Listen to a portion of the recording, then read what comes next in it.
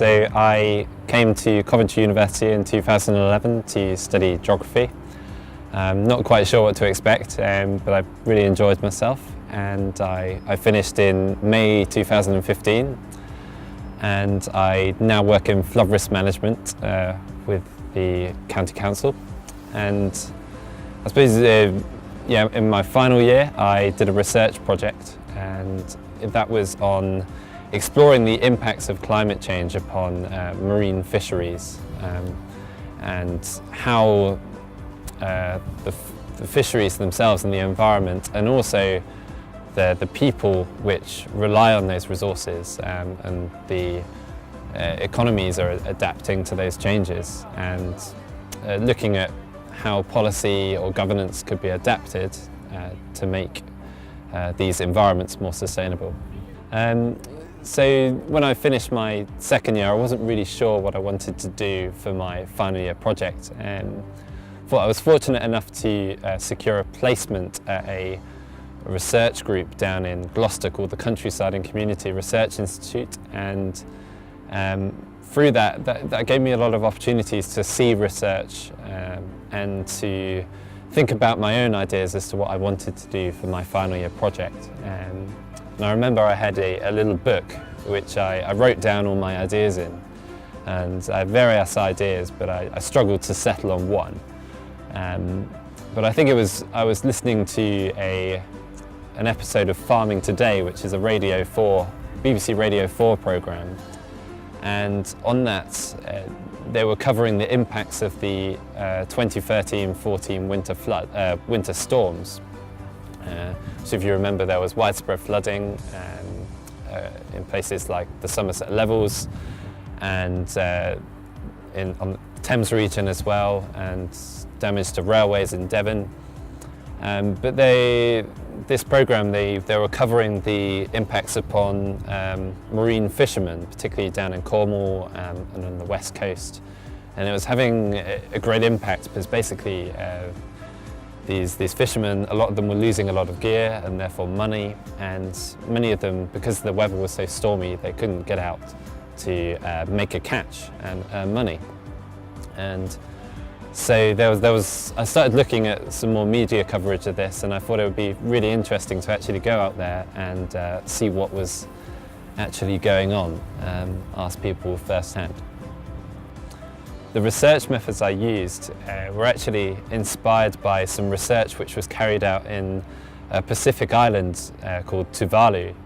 And basically these people were fed up of researchers coming and asking them about climate change, because obviously the Pacific states are being affected by sea level rise, etc. But they actually had a lot more pressing concerns like food and water. And the first time I went down to Cornwall, I went into asking the fishermen straight away about climate change, and what I was finding is actually they had a lot more pressing concerns they wanted to talk about, such as quotas and markets and the weather in general. But what these researchers in Tuvalu had done is they'd realised this, that often people have more pressing concerns, and actually climate change happens within the context of other stressors, other influences. So a big idea behind the research was to basically take a look at that non-climatic context and then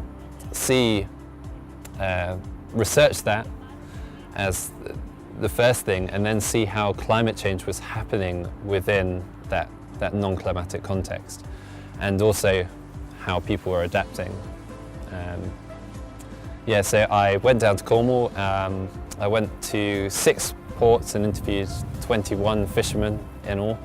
It was really interesting, and these people are really knowledgeable about the places which they earn a living.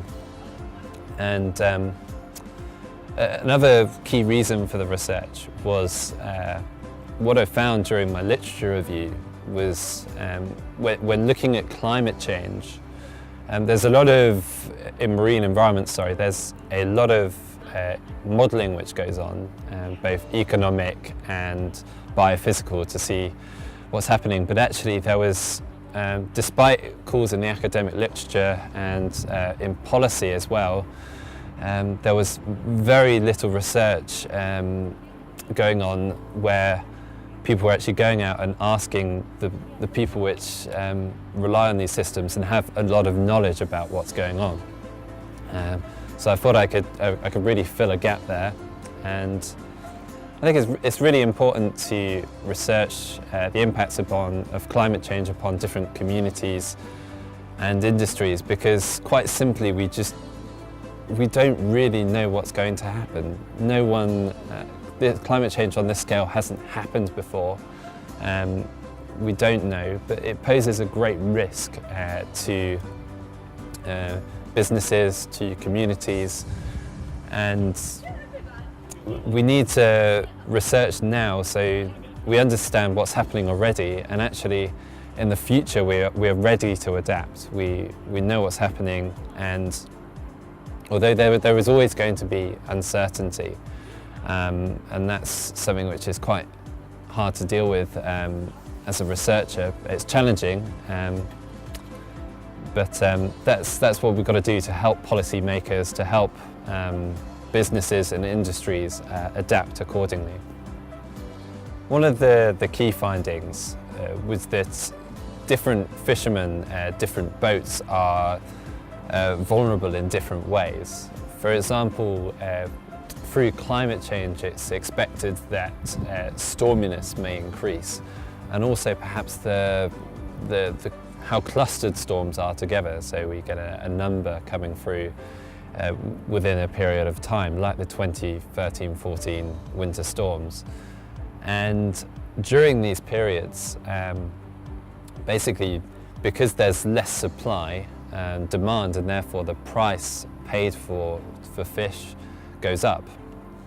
And what I found from my research was that actually the larger boats could get out between the storms whilst the weather was still bad and the seas choppy, and they could get a catch in, and actually, because they got a good price for that catch, they didn't do too badly, whereas the smaller boats couldn't get out between those storms.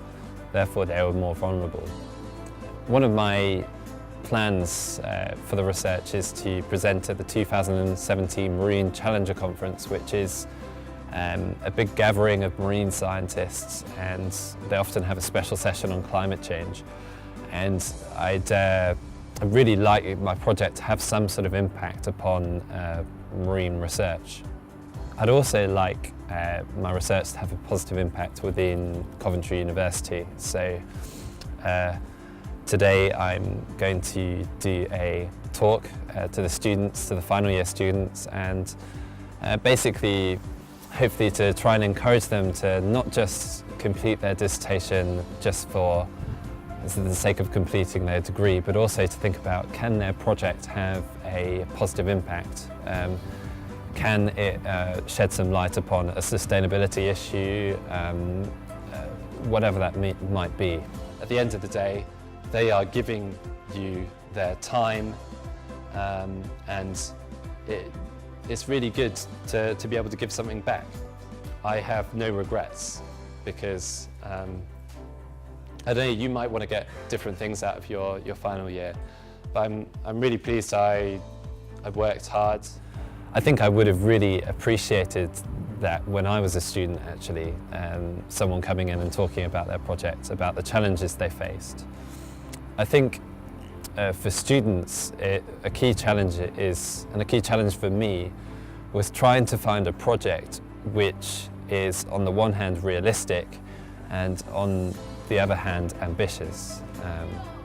I think first of all it's got to be realistic, but then if you can try and find a subject, try and find a knowledge gap which also delivers a lot more beyond the completion of your degree, actually could potentially benefit society, then that's a really good thing, and actually it probably really helps you to complete your dissertation or research project. I think one of the key things I learned from my research was that I found these ideas, this research that was being done in the Pacific, on Pacific Islands into climate change, and actually that really helped me and really informed what I was doing, because the issues they were facing as researchers and how they resolved those were really applicable to what I was doing. So I think what that shows us is that we can really learn from each other, wherever it might be, in terms of finding out about climate change. Just reading those papers and what they've done was a real inspiration to me. It really helped me with some of the challenges I was facing. So that's one big lesson I learned from my project.